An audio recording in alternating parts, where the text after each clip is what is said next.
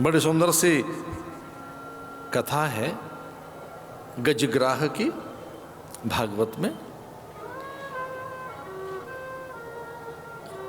त्रिकूट पर्वत के नीचे गज सरोवर में गया और ग्राह ने उसका पैर पकड़ लिया।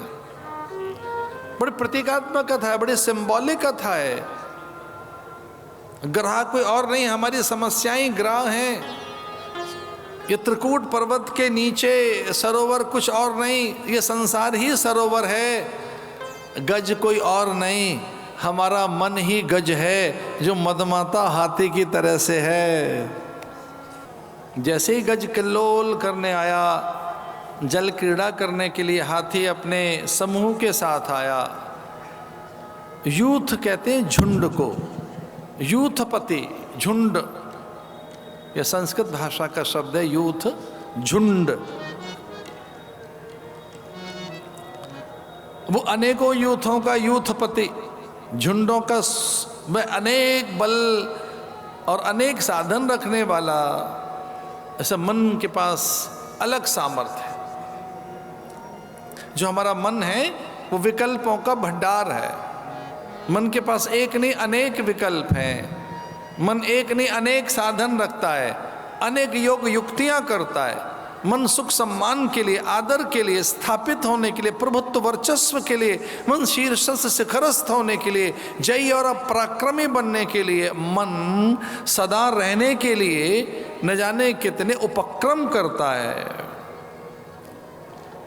जानते हो मन की पहली प्रवृत्ति क्या है? मन सुखान्वेषी है, रसान्वेषी है, मन सुखावांछी है। मन में एक वांछा रहती है, सुख मिले। मन को टटोल कर देखोगे, मन को पढ़कर देखोगे तो मन में कोई पहली कामना, वासना, स्पृहा, लालसा, मन की पहली कोई अभिप्सा है, मन अभिलषित है, मन कहीं आकांक्षित है। मन में कोई आकांक्षा, अभिप्सा है, अभिलाषा है, मन का कोई मनोरथ है पहला तो सुख पाने का है। मन सुखी होना चाहता है, मन जयी होना चाहता है, मन सम्मानित होना चाहता है, मन चर्चित होना चाहता है, लोकप्रिय होना चाहता है। संग्रह में निपुण मन अति संग्रही बनना चाहता है। एक और काम है मन का, दुख का प्रतिकार कर रहा है मन। तो मन दो बातों में लगा है, सुख संचय और मन का प्रतिकार, अनुकूलताओं का संचय और प्रतिकूलताओं का परिहार, इसे मन कहते हैं। मन अनुकूलताओं का संचय करता है, उसको कोई फेवर दे, उसका कोई सहायता करे, उसे कोई आदर दे। आदराकांक्षी है मन। मन आंख खुलते ही, सवेरे व्यक्ति आंख खुलते ही आदर का अभ्यासी है। अरे कोई आदर दे हमको, जबकि शास्त्र कहता है आप आदर दें, सूर्य को, धरती को, हाथों को चूम लीजिए। ये निवेश है, ध्यान रखना। आपने किसी को आदर दिया है तो लौट कर आएगा। आदरणीय वही बना जिसने आदर दिया है, पूजनीय वही बना है जिसने पूजा की है, वंदनीय वही बना है जिसने वंदन किए है। आदर देना सीखो। ये मन की कामनाएं बता रहा हूं मैं। मन दो बातों में उलझा हुआ है, अनुकूलताओं का संचय और प्रतिकूलताओं का परिहार। प्रतिकूलताएं न आने पाए, दुख न आने पाए, अनुकूलताएं मिलती रहे। जानते हो अनुकूलताएं किस में बसती हैं? ज्ञान में अनुकूलता का वास है। आप अपने चित्त का समाधान साधन से नहीं कर सकते, पदार्थों से नहीं कर सकते, वस्तुओं के अतिरेक से नहीं कर सकते। बड़े वाहन भवन से आपके मन की अपूर्णता, अधूरापन कभी पूरा नहीं होगा। वो तो ज्ञान से होगा, विचार से होगा, भावना से होगा। इसे मन को भावित रखना चाहिए शुभ संकल्पों से। तन्मे मना शुभ संकल्प मस्तु। गज ने जैसे ही प्रवेश किया तो ग्राह ने पैर पकड़ लिया, यानी समस्याओं ने पैर पकड़ लिया। हम जैसे ही जन्मे हैं तो अनेक समस्याएं हैं, अनेक आदि व्याधि उपाधियां हमारे आसपास हैं। भैया देह लेकर चले हो तो इसकी उपाधियां भी साथ हैं, इसके रोग भी साथ हैं। जिस प्रकृति में आप श्वास ले रहे हैं वहाँ भी कई उपद्रव हो रहे हैं, प्राकृतिक कितने उपद्रव। एक और है, न तो प्राकृतिक उपद्रव हो रहे हैं, सच मानिए, न शरीर कुछ कह रहा है, आप ही परेशान हैं। कई बार प्रकृति बड़ी अच्छी होती है, शरीर में भी कोई कष्ट नहीं है, पर मन ही दुखी है, तो हम क्या करें। मन में ही दुर्बलता है, मन में ही याचना कामना है, मन ही भीरू है, तो आवश्यकता किस बात की है, मनोजय की। इसलिए दूसरे को जीतने से पहले स्वयं की जय करिए। और बहुत सुंदर सा मुझे श्लोक याद आता है कि मन ही मनुष्य के बंधन और मोक्ष का कारण है, ऐसा मनुस्मृति कहती है। मनैव मनुष्याणाम कारणम बंध मोक्षयो।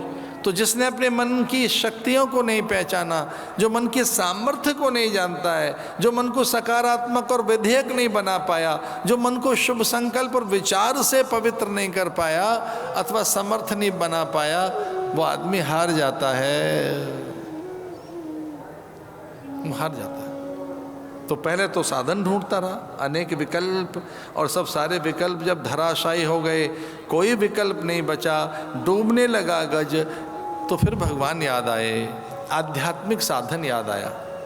ये आध्यात्मिक साधन है क्या, इसकी चर्चा करते हैं कुछ एक दो पल। अध्यात्म स्वभाव को कहते हैं, अध्यात्म स्वभावो उच्चते। अध्यात्म कुछ और नहीं, स्वभाव की यात्रा है, अपनी ओर लौटने की यात्रा है, और वहीं बहुत अधिक रस है।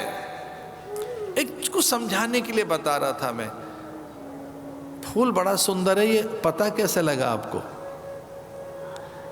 फूल सुंदर है ये कैसे पता लगा?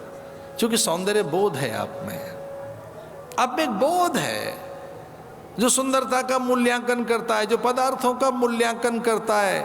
पर जो देख रहा है, जिसको बोध है, उसका मूल्यांकन करके देखिए।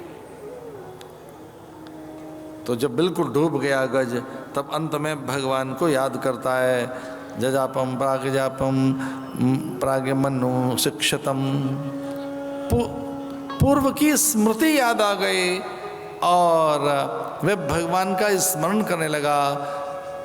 साक्षणे परमात्मने न मैं आत्म प्रदीपाय, अपने ही प्रकाश से प्रकाशित होकर भगवान का स्मरण करने लगा और समर्पण करने लगा। एक ऐसे ही पुष्प तोड़कर भगवान को दिया उसने, और जब कोई बल काम में नहीं आया तब भगवान हरि रूप धारण करके उसके उद्धार के लिए आए। एक इसका अर्थ ये भी है कि आपके पास स्वयं भी कोई एक सामर्थ्य ऐसी है जो काम में आ सकती है, विचार के रूप में।